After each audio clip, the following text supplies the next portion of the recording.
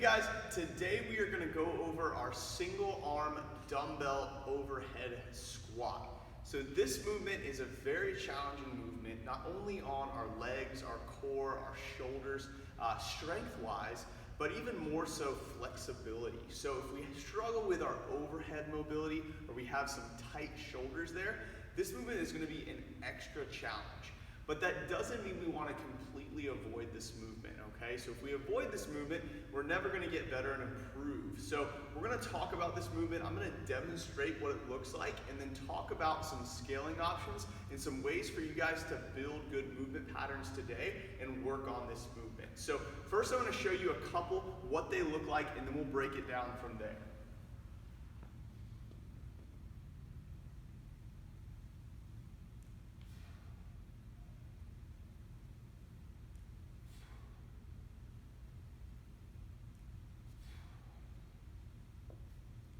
Alright guys, so couple key points here with the single arm dumbbell overhead squat.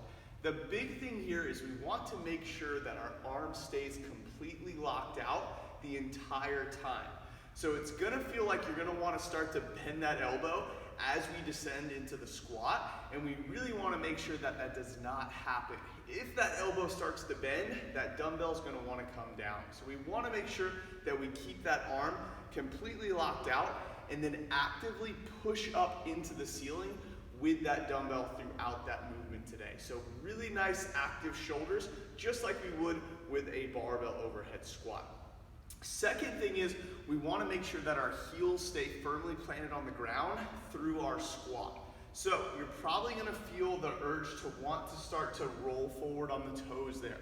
We want to make sure that we still maintain a really good strong squat and keep those heels firmly planted on the floor.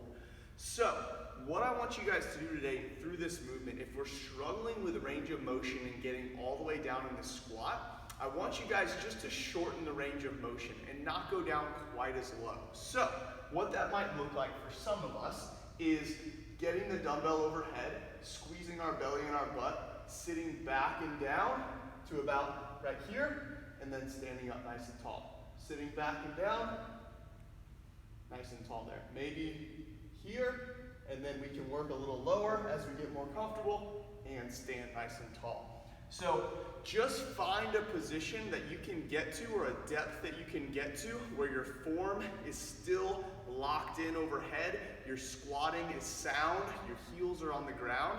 Stop there and then stand up nice and tall. Find that point where form starts to break down a little bit and stay just above it. And then as you go, we can work on that and keep improving that depth a little bit more as we go through this movement. One other thing you could try is using a kind of a chip or maybe an elevated position for your heels. So I've got two small plates here, and I'm going to put my feet or my heels on those plates, then get that dumbbell overhead, and then from here, work on that squat.